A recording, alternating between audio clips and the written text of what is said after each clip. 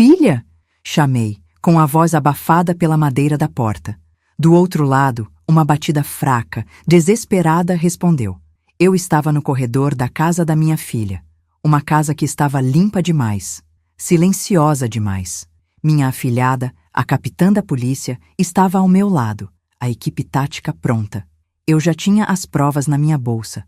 Faltava apenas a peça final. Em 15 minutos, quando a porta foi arrombada e uma policial caiu de joelhos, meu genro descobriria que subestimou a mãe errada. Ele abriu a porta com um sorriso falso, aquele sorriso que ele usava quando queria algo. Miriam, que surpresa! Seus olhos passaram por mim e pousaram na minha afilhada, Camila, e nos policiais atrás dela. O sorriso vacilou, mas a arrogância permaneceu. O que significa isso? Ele perguntou, a voz tentando soar firme. Eu o ignorei. Olhei para dentro da casa impecável. Limpa demais. Vazia demais. Onde está a Laura, Rafael? Eu perguntei, minha voz firme como aço. Ele tentou a mesma mentira de sempre. Eu já te disse. Ela só precisa de um tempo. Está viajando. Camila deu um passo à frente, segurando um documento. Temos um mandado de busca, Rafael. Afaste-se da porta. Ele riu, um som oco e incrédulo. Vocês não vão encontrar nada. Ela não está aqui. Ele realmente acreditava que tinha pensado em tudo, que era mais esperto que todos nós. Enquanto a equipe se movia pela casa, eu observava cada detalhe. O jeito como Rafael o seguia, os braços cruzados, fingindo tédio. Mas eu vi o suor em sua testa. Vi seus olhos disparando para o corredor dos fundos. O corredor que levava ao depósito. 30 anos ensinando história me ensinaram a ler pessoas e a encontrar padrões. A história não é sobre datas, é sobre causa e consequência. E a consequência estava prestes a chegar para ele. Ele achava que sua narrativa era perfeita. A esposa estressada que precisava de espaço. Me diga de qual cidade você está me ouvindo. Se quiser ouvir mais histórias como a minha, se inscreva. O que ele não sabia era que eu tinha minha própria narrativa. Uma narrativa construída com fatos, extratos bancários mostrando saques que Laura nunca faria. Prints de mensagens que não soavam como ela. O testemunho da vizinha que o viu trocando a fechadura daquela porta específica. Tudo estava documentado. Ele tinha uma história. Eu tinha provas. Camila percebeu os olhares dele também. Ela é boa no que faz. Ela se virou para mim, um rápido aceno de cabeça e caminhou direto pelo corredor. Parou em frente à última porta. Uma porta de madeira maciça com uma fechadura nova e brilhante. O que tem aqui, Rafael? Ela perguntou, a voz profissional e fria. Nada. É só um depósito. Coisas velhas. Ele respondeu rápido demais. Eu me aproximei, ficando ao lado de Camila. Abra a porta, eu disse. Minha voz não tremeu. Ele forçou uma risada. Eu adoraria, Miriam, mas perdi a chave. Com a mudança, sabe como é. Foi a pior mentira que ele contou até agora. Foi nesse momento que dei o sinal para Camila.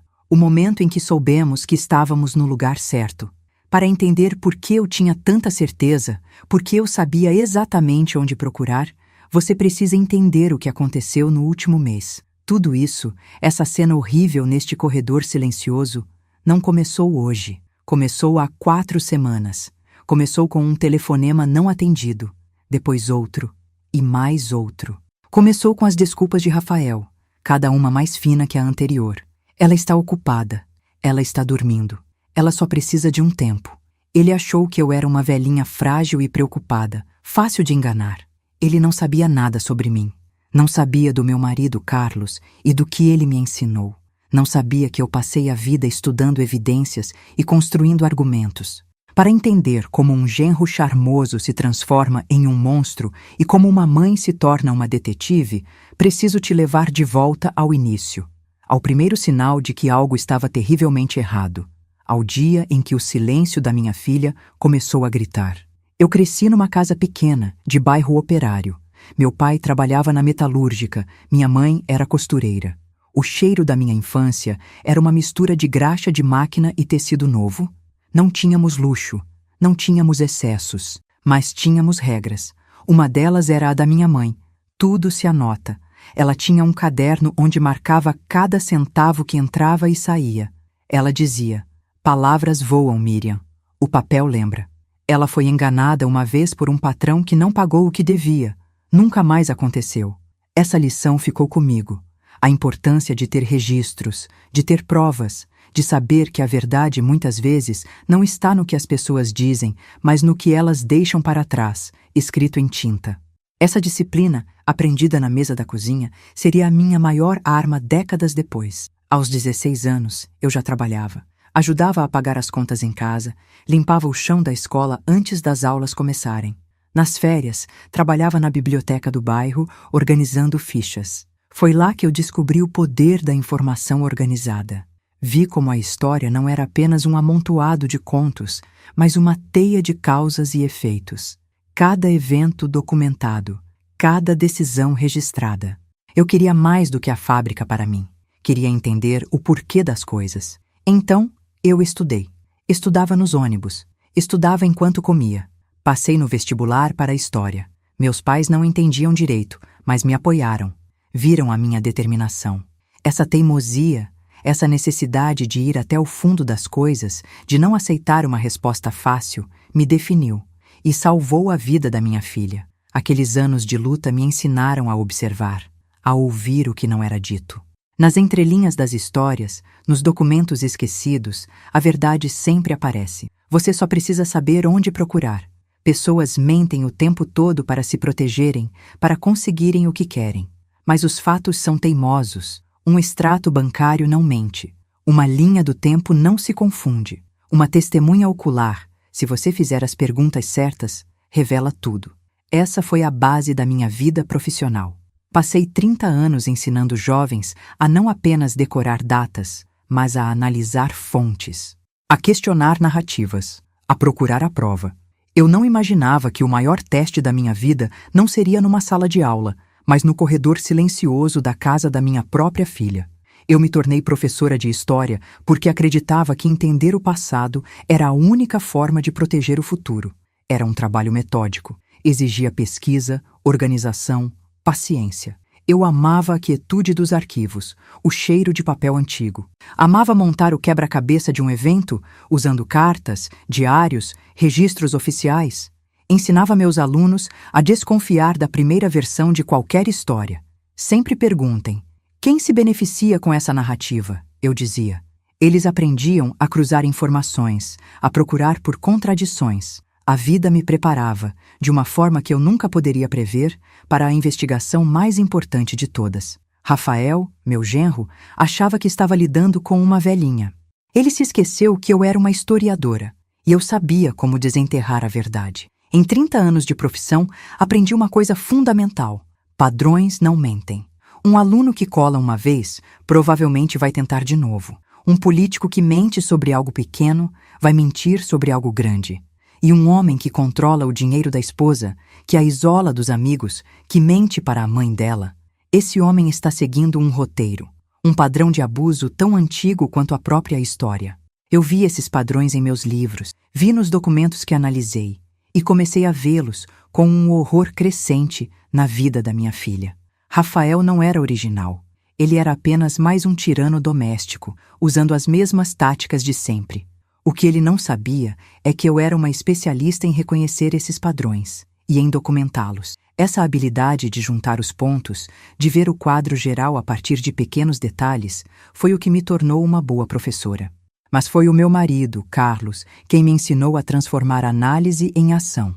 Ele era engenheiro, um homem de lógica, de planos, de estruturas. Ele via o mundo em termos de pontos fracos e pontos fortes, de fundações sólidas e de riscos calculados. A combinação do meu conhecimento histórico com a sua mente pragmática nos tornou uma equipe formidável.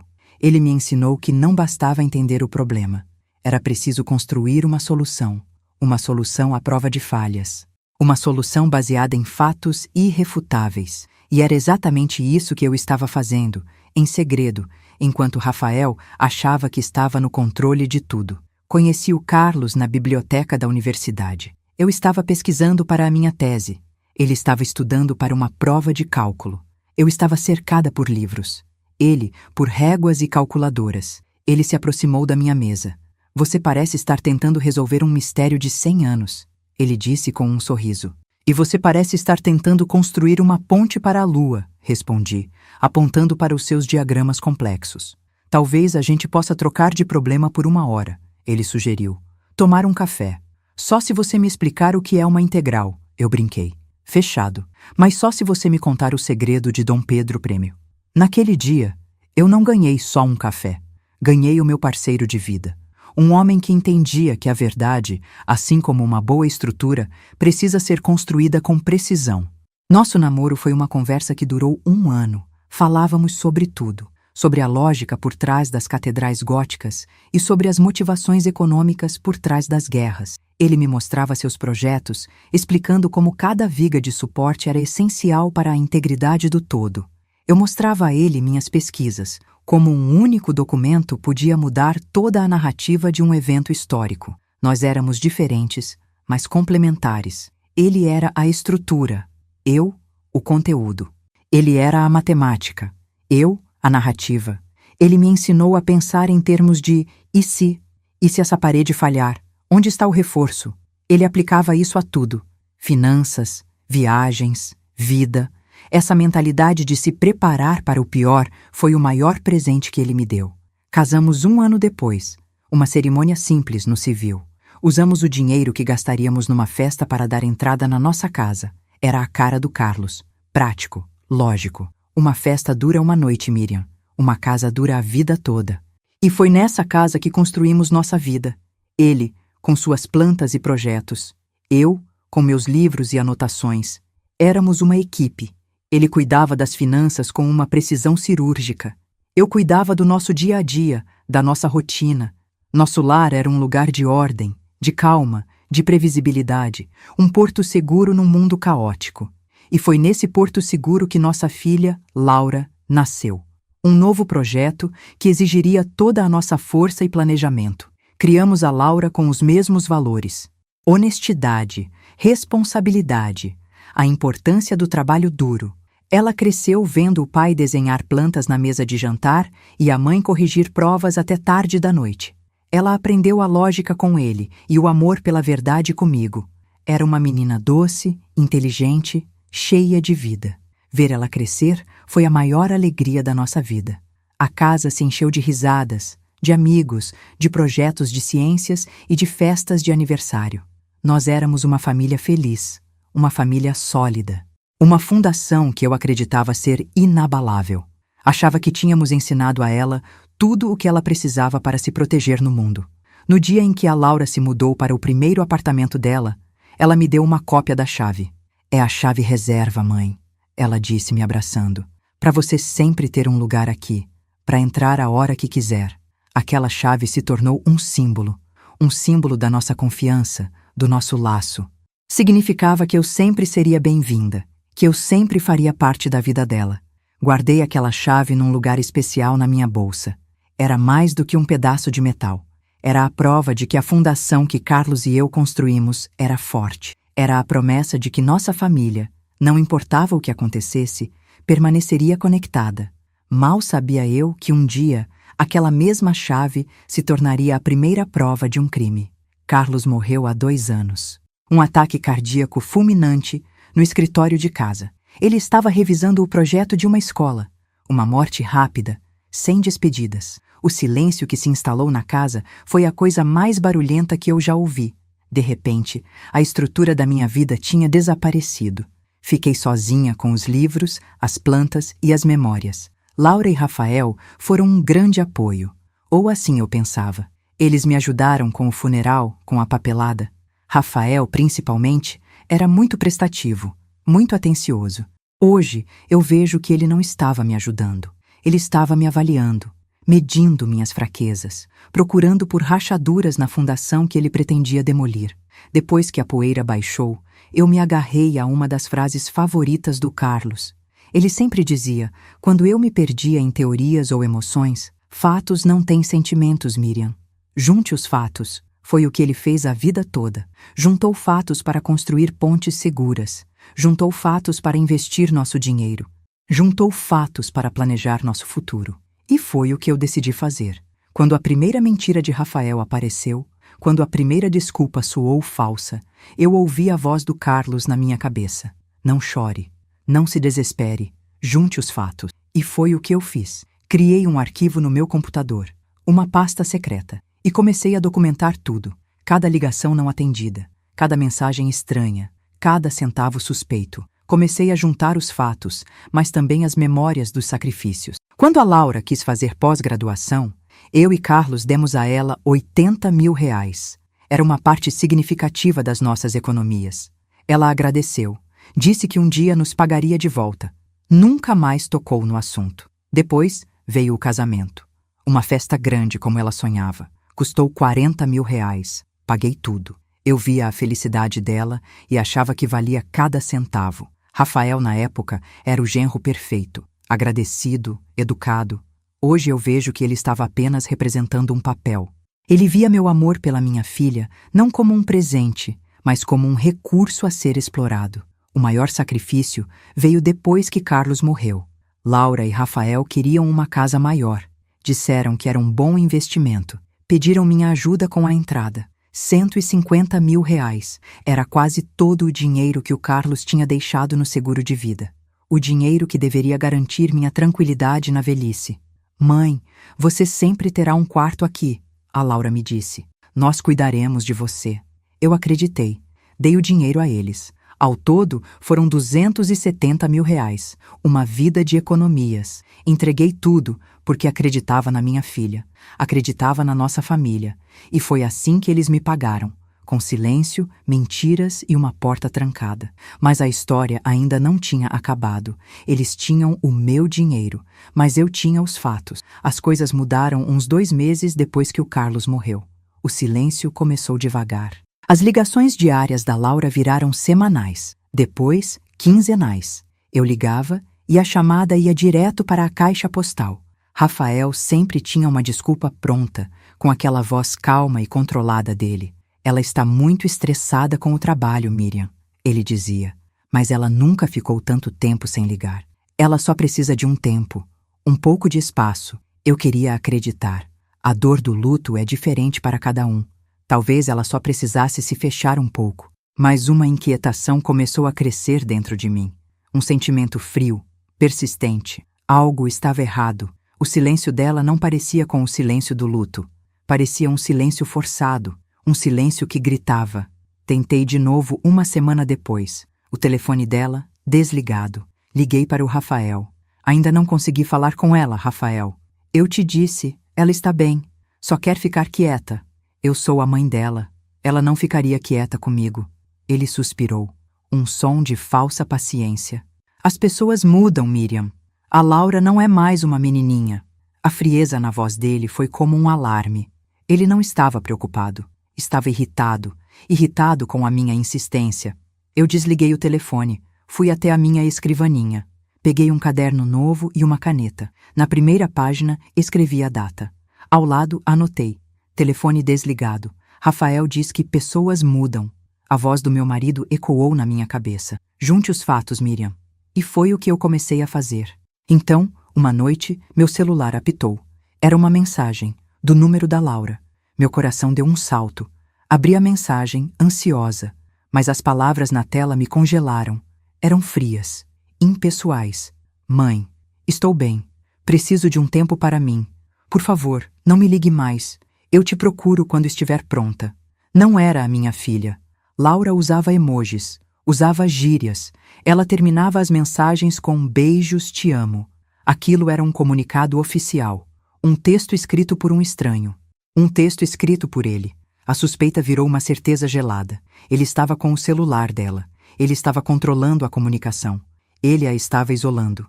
Sem pensar, eu liguei de volta. O telefone chamou 1, 2 vezes. E ele atendeu. A voz de Rafael, não a dela. Miriam, eu não disse para não ligar? Quero falar com a Laura. Ela acabou de me mandar uma mensagem. Ela está dormindo. Pediu para eu te avisar. Dormindo? São 7 da noite, Rafael. Ela estava cansada. A mentira era tão óbvia, tão descarada. Coloque ela no telefone. Não, ela precisa descansar. Respeite a vontade dela. Ele desligou na minha cara. Eu olhei para a mensagem de novo. Fotografei a tela com outro celular. Imprimi a foto. Anexei no meu caderno. Ao lado escrevi: mensagem falsa, linguagem fria. Rafael atendeu o telefone. Mentiu que ela estava dormindo. As provas estavam começando a se acumular. O alarme real soou 3 dias depois. Eu tinha acesso online à conta conjunta deles. Uma coisa que o Carlos insistiu que eu fizesse para ajudar a Laura a se organizar. Eu entrava uma vez por mês, só para conferir. Naquela manhã, eu vi um saque, R$50 mil, uma transferência para uma conta que eu não reconhecia. Laura nunca moveria tanto dinheiro sem falar comigo. Era o dinheiro das economias dela, o dinheiro que ela guardava para uma emergência. Eu senti um nó no estômago. Liguei para ele na mesma hora. Ele atendeu no primeiro toque, confiante demais. Rafael, que saque foi esse na conta da Laura? A minha voz era puro aço. Houve uma pequena pausa. Um investimento. Coisa nossa. Que tipo de investimento? Ela não me falou nada. Porque não é da sua conta, Miriam. A agressividade dele foi um choque. O tom mudou completamente. Não havia mais fingimento. Apenas hostilidade pura. Ele estava me desafiando. Estava me dizendo que o dinheiro era dele agora. Esse dinheiro é da minha filha. Nossa filha, Miriam. Nós somos uma família. Cuidamos das nossas próprias coisas. Ele desligou de novo. Fúria. Uma fúria fria e clara tomou conta de mim. Fui para o computador. Imprimi o extrato bancário. Destaquei a transferência. O nome na conta de destino era o dele. Apenas o dele. Ele não estava investindo. Ele estava roubando. Grampeei o extrato no meu caderno. O dossiê estava ganhando corpo. O padrão estava ficando claro. Primeiro o isolamento. Depois o controle da comunicação. Agora o roubo. Eu sabia o que vinha a seguir. Eu precisava de olhos lá dentro. Eu tinha o telefone da vizinha da Laura, uma senhora chamada Dona Elza, uma amiga que eu fiz questão de cultivar. Liguei para ela, com a voz mais casual que consegui fingir. Dona Elza, tudo bem? É a Miriam. Tenho tentado falar com a Laura, mas ela anda tão ocupada. Miriam, querida, que bom ouvir sua voz. Mas sabe, eu também não vejo a sua filha há semanas. Estranho, não é? Meu coração parou. Semanas? A senhora tem certeza? Absoluta. Não a vejo entrar ou sair, mas o carro dela está na garagem. O que eu achei mais esquisito foi outra coisa. O que, Dona Elza? Eu vi o Rafael, semana passada, trocando a fechadura de uma porta, a do depósito, nos fundos da casa. Uma fechadura enorme, nova. A imagem me atingiu como um soco. Uma porta de depósito, uma fechadura nova. Laura sumida, mas o carro na garagem. As peças do quebra-cabeça se encaixaram, formando uma imagem de puro horror. O medo, pela primeira vez, foi real, físico. Agradeci a Dona Elza, a voz trêmula, e desliguei. Minha filha não estava viajando. Ela não estava precisando de um tempo. Ela estava lá, presa, atrás de uma porta trancada. A minha menina estava em perigo. O medo era paralisante, mas durou apenas um instante. Depois veio a raiva. Uma raiva que queimou tudo e deixou para trás apenas uma determinação de ferro. Com a informação da vizinha, eu liguei para ele de novo. Chega de fingir. Chega de ser cuidadosa. Rafael, onde está a minha filha? Já conversamos sobre isso. Ela está viajando. Mentira. O carro dela está na garagem. E você trocou a fechadura do depósito. Por quê? Ele riu. Uma risada curta e cruel. Você anda falando com as vizinhas fofoqueiras? Está senil, Miriam. Virou uma velha intrometida? O insulto foi calculado. Ele queria me desestabilizar, me fazer duvidar de mim mesma.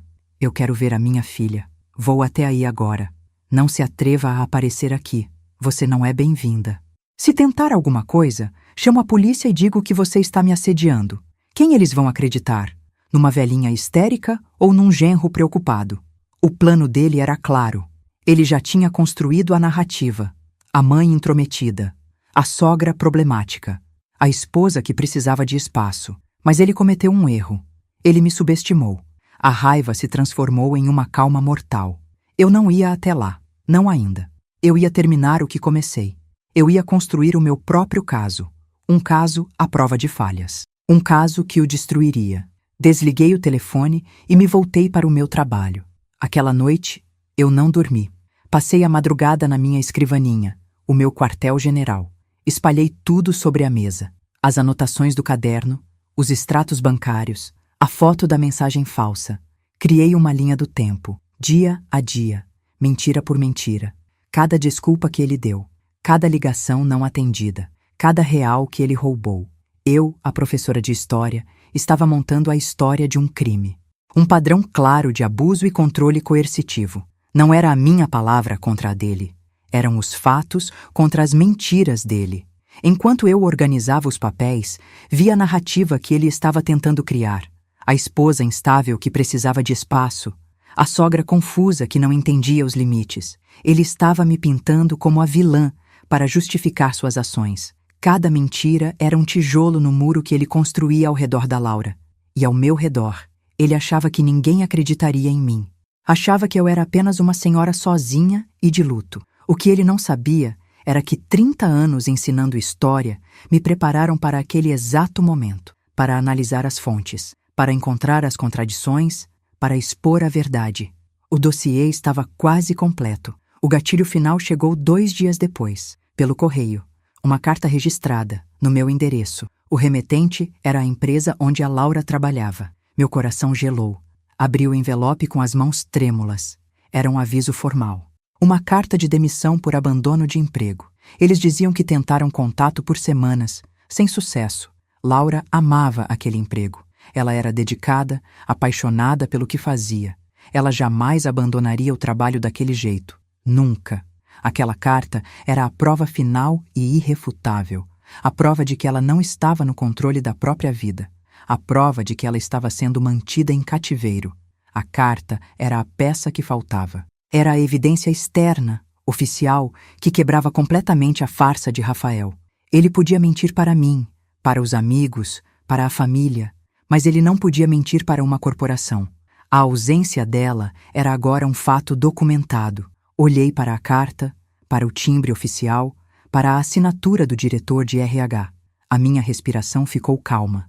A minha mente afiada como vidro. A certeza absoluta tomou o lugar de qualquer medo ou dúvida que ainda restava. Eu tinha tudo o que precisava. O tempo de juntar fatos tinha acabado. A hora da ação havia chegado. Eu me levantei, fui até a minha bolsa. Peguei a chave reserva que a Laura me deu anos atrás, o símbolo da nossa confiança. Eu sabia que provavelmente não funcionaria. A fechadura da porta da frente também devia ter sido trocada, mas eu a peguei mesmo assim, como um amuleto. Coloquei o dossiê completo, com cada prova meticulosamente organizada, dentro de uma pasta. Coloquei a pasta na minha bolsa, ao lado da chave. Peguei meu celular. Cada movimento era deliberado, frio. Eu não era mais uma mãe preocupada. Eu era um instrumento de justiça. E eu estava a caminho. Entrei no meu carro, coloquei a bolsa no banco do passageiro. Antes de dar a partida, eu disquei um número. Um número que eu sabia de cor. Minha afilhada, Camila, recém-promovida a capitã da polícia. Tia Miriam, aconteceu alguma coisa? Minha voz não tremeu. Camila, aconteceu. Estou indo para a casa da Laura agora. O que houve? Você está bem? Eu estou ótima, mas a Laura não está. Eu tenho as provas, todas elas. Fraude, cárcere privado, tudo. Preciso de você lá, com uma equipe e um mandado de busca. Houve um silêncio do outro lado. Camila me conhecia. Sabia que eu não era de exageros. Estou a caminho, tia. Não entre na casa. Me espere do lado de fora, entendeu? Entendido, eu disse, e dei a partida no carro. Cheguei em 10 minutos. Parei o carro do outro lado da rua. A casa estava silenciosa. As cortinas fechadas. Parecia adormecida, mas eu sabia que era uma tumba. Fui até a porta da frente. Coloquei a minha chave reserva na fechadura. Como eu esperava, ela não girou. A fechadura era nova. Mais uma prova para o meu dossiê. Eu não bati. Não chamei. Apenas me afastei e esperei. Em menos de 5 minutos, vi o carro da Camila, seguido por 2 viaturas táticas. As luzes estavam desligadas. Eles foram discretos, rápidos, profissionais. Camila veio até mim. Seus olhos eram sérios. Você tem certeza, tia? Eu não disse nada. Apenas abri minha bolsa e entreguei a pasta a ela. Ela folheou as páginas rapidamente. Vi seus olhos se arregalarem para os extratos bancários, para a linha do tempo, para a cópia da carta de demissão. Ela fechou a pasta, olhou para a casa, depois para mim. Acenou com a cabeça para a sua equipe. Vamos entrar. O que nos leva de volta àquele corredor. ao Rafael abrindo a porta com seu sorriso falso. Ele achou que tinha pensado em tudo. Ele só não contava com uma coisa: uma professora de história aposentada que sabia que os fatos, no final, sempre vencem. O gatilho final chegou pelo correio. Uma carta registrada no meu endereço. O remetente era a empresa onde a Laura trabalhava. Meu coração gelou. Abri o envelope com as mãos trêmulas, mas a mente focada. Era um aviso formal. Uma carta de demissão por abandono de emprego. Eles diziam que tentaram contato por semanas, sem sucesso. Laura amava aquele emprego. Ela era dedicada, apaixonada pelo que fazia. Ela jamais abandonaria o trabalho daquele jeito. Nunca. Aquela carta era a prova final, irrefutável. A prova de que ela não estava no controle da própria vida. A prova de que ela estava sendo mantida em cativeiro. Aquele pedaço de papel oficial, com o timbre da empresa, destruía completamente a narrativa de Rafael. O castelo de cartas dele tinha acabado de desmoronar. Aquela carta era a peça que faltava no meu quebra-cabeça. Era a evidência externa, oficial, que quebrava a farsa dele. Ele podia mentir para mim, para os amigos, para a família. Mas ele não podia mentir para uma corporação. A ausência dela era agora um fato documentado. Olhei para a carta, para a assinatura do diretor de RH. Minha respiração ficou calma. Minha mente, afiada como vidro. A certeza absoluta tomou o lugar de qualquer medo ou dúvida que ainda restava. Eu tinha tudo o que precisava. Ele podia dizer que ela estava viajando. Mas o Departamento de Recursos Humanos dizia que ela tinha desaparecido. E num tribunal, a palavra de uma empresa vale mais do que a de um genro mentiroso. O tempo de juntar fatos tinha acabado. A hora da ação havia chegado. Eu me sentei na minha escrivaninha. Os papéis espalhados à minha frente. O dossiê de um crime. Minhas mãos estavam completamente firmes. 30 anos como professora de história me ensinaram uma coisa. A verdade está nos documentos. As pessoas mentem. As emoções enganam. Mas os registros, os fatos escritos, contam a história real. Rafael achou que estava sendo esperto, construindo uma narrativa sobre a esposa estressada. Mas ele deixou um rastro de papel, transferências bancárias, mensagens de texto e agora uma carta de demissão. Ele documentou o próprio crime, passo a passo, e eu, a historiadora, juntei todas as fontes primárias. Não havia raiva, não havia dor, apenas uma clareza fria. Eu tinha tudo o que precisava para destruí-lo. Passei a hora seguinte organizando tudo metodicamente. Criei uma linha do tempo final, anexando cada prova no seu devido lugar. A primeira desculpa, a mensagem falsa, a transferência de R$ 50.000, o testemunho da vizinha, a carta de demissão, tudo em ordem cronológica. Fiz 3 cópias de tudo. Uma ficou comigo. Outra foi para o meu cofre no banco. A terceira eu coloquei num envelope grande e pardo. Esse não era mais um problema de família. Era um caso de polícia. Rafael queria me pintar como uma velha senil e confusa? Eu estava prestes a apresentar à polícia um caso mais bem documentado do que a maioria que eles já viram. Ele achou que estava construindo um muro ao redor da Laura. Na verdade, ele estava construindo a própria cela. Aquela noite, eu mal dormi. Não por ansiedade, mas por concentração. Fiquei repassando o plano na minha cabeça, a história que as provas contavam. O silêncio inicial não era sobre estresse. Era o começo do isolamento. A mensagem falsa não era para me tranquilizar. Era para controlar a comunicação e me manter longe.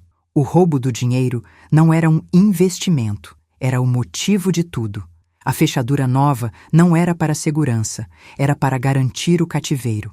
Cada ato dele, que antes parecia apenas cruel ou estranho, agora se encaixava perfeitamente num padrão. Um padrão de controle coercitivo, abuso e ganância. Era a história mais antiga do mundo. Um tirano tentando tomar o poder. E, como em muitas histórias, ele subestimou a resistência. Enquanto o sol nascia, eu olhei para o dossiê completo sobre a mesa. Tudo fazia sentido. Cada mentira, cada manipulação. Ele não estava lidando com uma velhinha frágil e de luto.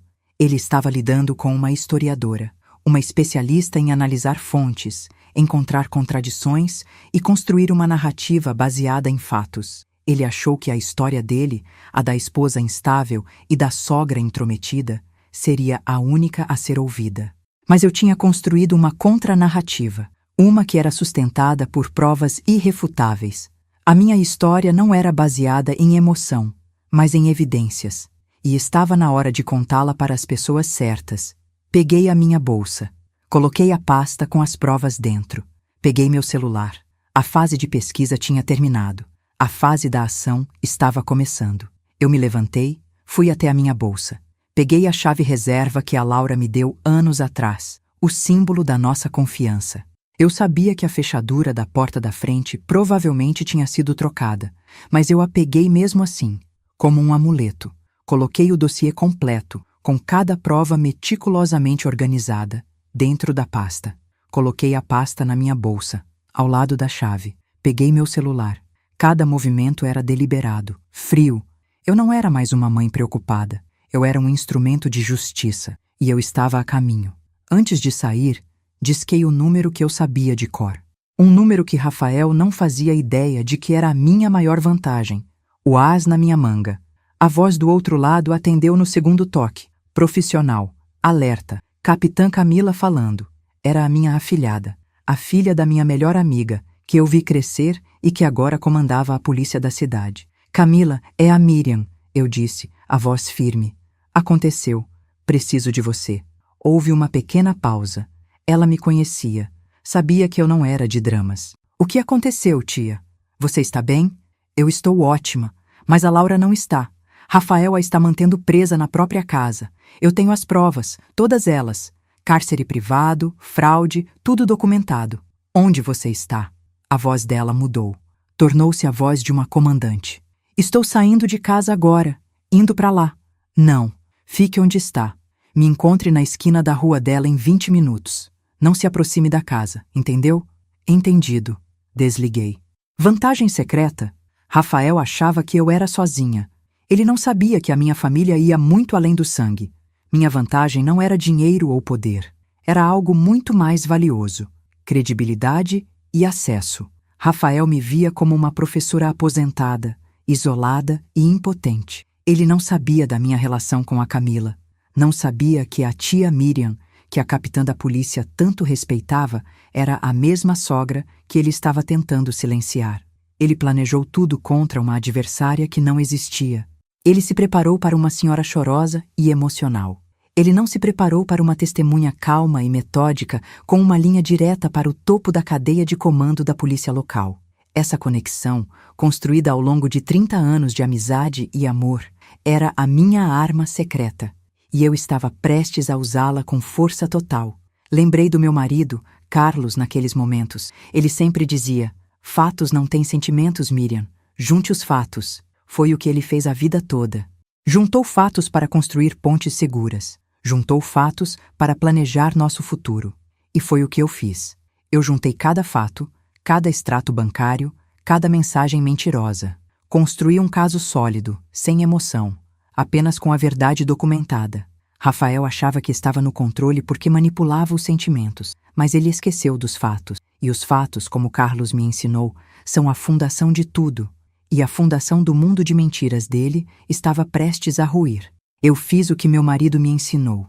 Eu juntei os fatos. E agora, os fatos iriam libertar a minha filha e condenar o homem que a aprisionou. Cheguei na esquina marcada e esperei no carro. Em menos de 10 minutos, o carro discreto de Camila parou atrás do meu. Ela desceu, já com o colete à prova de balas por baixo da jaqueta. Veio até a minha janela. Seus olhos eram sérios, focados. Tia, me mostre o que você tem, ela disse, sem rodeios. Eu não disse uma palavra. Apenas entreguei a ela a pasta parda. Ela se encostou no meu carro e começou a folhear. Vi seus olhos passando pelas páginas. A linha do tempo. Os extratos bancários com as transferências destacadas. A foto da mensagem falsa. A cópia da carta de demissão. Seu rosto, que era de preocupação familiar, se transformou no rosto de uma policial vendo um crime claro. Ela fechou a pasta. Isso é mais do que o suficiente, ela disse. Vamos conseguir um mandado de busca em menos de 1 hora. Ele a está mantendo no depósito dos fundos, eu disse. A vizinha o viu trocando a fechadura. Ela assentiu, já pegando o rádio. Vou chamar a equipe tática. Não vamos arriscar. Enquanto Camila coordenava tudo pelo rádio, eu olhava para a casa silenciosa no fim da rua. parecia tão normal, tão pacífica, mas eu sabia o que havia lá dentro. Rafael tinha construído uma prisão perfeita, escondida à vista de todos. Ele contava com o silêncio, contava com o medo, contava que ninguém acreditaria em mim. Mas o meu dossiê falava mais alto que qualquer mentira dele. A minha afilhada, a capitã da polícia, estava transformando as minhas provas em ação oficial. A máquina da justiça, lenta mas poderosa, tinha começado a girar. E ela ia esmagar Rafael completamente. Ele não tinha a menor ideia do que estava prestes a acontecer. Em 45 minutos, tudo estava pronto. 2 viaturas táticas chegaram silenciosamente, estacionando em ruas adjacentes. Uma equipe de policiais armados se reuniu com Camila.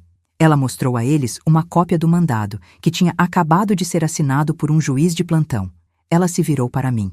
Tia, quero que você fique aqui atrás, com um dos meus homens. Nós vamos entrar. Não, eu disse, a minha voz calma, mas inabalável. Eu vou com você. Eu preciso que a Laura me veja quando aquela porta abrir. Camila hesitou por um segundo. Ela olhou nos meus olhos. Viu que não era um pedido, mas uma declaração.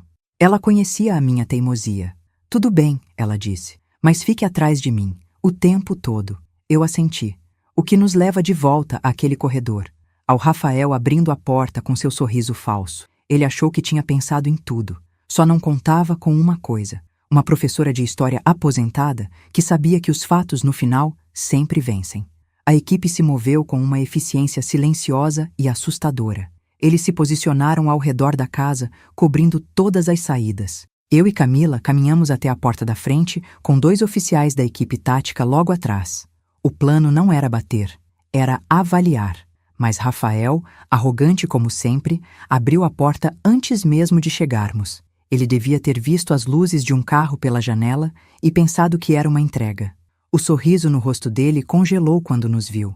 Ele tentou se recompor, mas era tarde demais. A armadilha já tinha se fechado ao redor dele.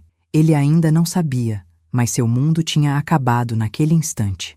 Enquanto Camila apresentava o mandado e a equipe entrava na casa, eu o observei.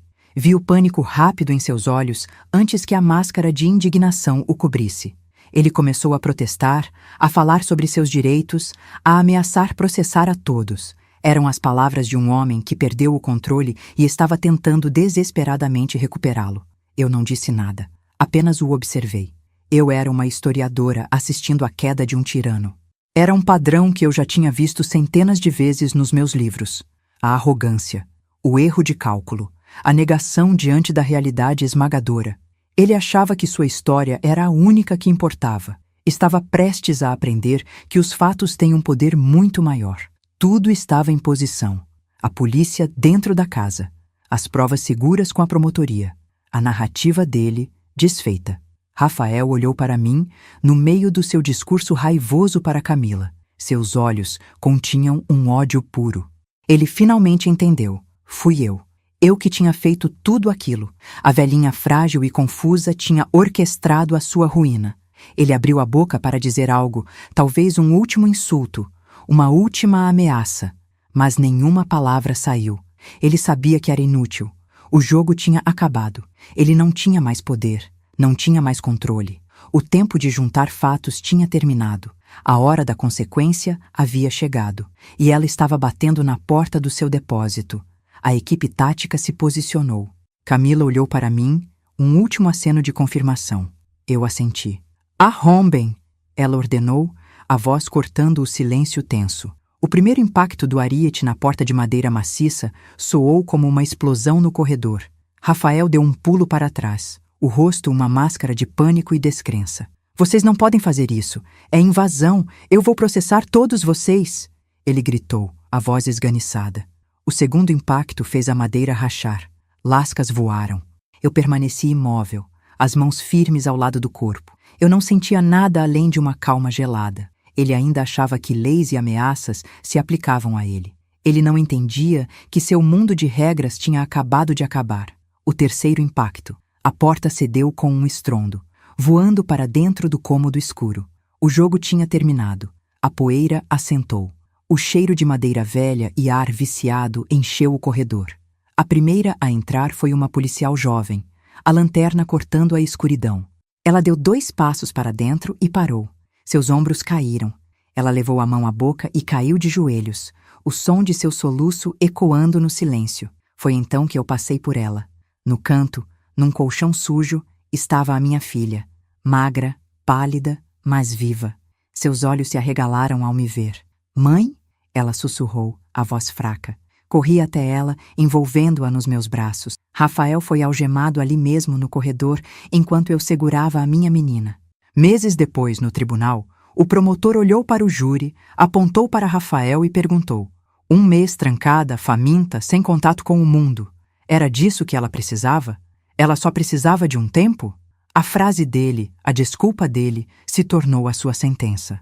As consequências foram totais e absolutas. Legalmente, Rafael foi condenado por sequestro, cárcere privado e fraude financeira.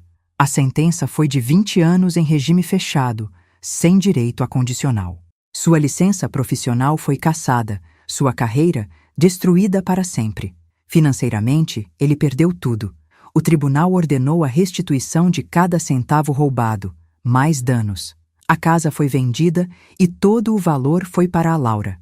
As contas dele foram congeladas e esvaziadas para pagar as dívidas. Ele declarou falência da prisão. Socialmente, ele se tornou um fantasma. Sua própria família publicou uma nota no jornal local repudiando seus atos. Nenhum amigo o visitou. Nenhum colega o defendeu. Psicologicamente, ele desmoronou. Na delegacia, quando Camila colocou meu dossiê na frente dele, prova por prova, ele ficou catatônico. A arrogância se foi. Só sobrou um homem vazio. Eu não senti pena. Nenhuma. 1 ano depois, a vida encontrou um novo ritmo. Rafael continua na prisão estadual. Ninguém o visita. Suas cartas não são respondidas. Ele é apenas um número num sistema que ele achava que podia enganar. Laura se recuperou. Ela é forte, mais forte do que eu imaginava. Com o dinheiro da venda da casa, ela comprou um apartamento lindo no centro da cidade, um lugar cheio de luz e plantas. Na semana passada, ela me levou para conhecer. Depois do café, ela tirou algo do bolso. Uma chave. É a chave reserva, mãe. Ela disse, os olhos brilhando. Para você sempre ter um lugar aqui. Eu peguei a chave. O metal frio na minha mão. O símbolo de confiança, quebrado e agora restaurado.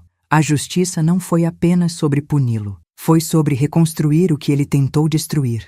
E nós reconstruímos. Eu estou sentada na varanda do apartamento da Laura agora. O sol da manhã esquenta meu rosto. A cidade se move lá embaixo, cheia de vida. Eu aprendi, da forma mais dura, que a história não está apenas nos livros. Ela é escrita todos os dias, em cadernos, em extratos bancários, nas pequenas verdades que documentamos. A lição mais importante que aprendi não foi sobre o mal, mas sobre a força. A força silenciosa de juntar os fatos, de ser metódica quando o mundo está um caos. Não me arrependo de nada. Eu faria tudo de novo. Às vezes olho para uma foto antiga do Carlos, aquele sorriso paciente. Eu sussurro para ele. Você estava certo, meu amor. Os fatos não têm sentimentos, e os fatos venceram. Se essa história te tocou, escreva verdade nos comentários e se inscreva para ouvir a próxima. Nós estamos seguras agora, e essa é a única história que importa.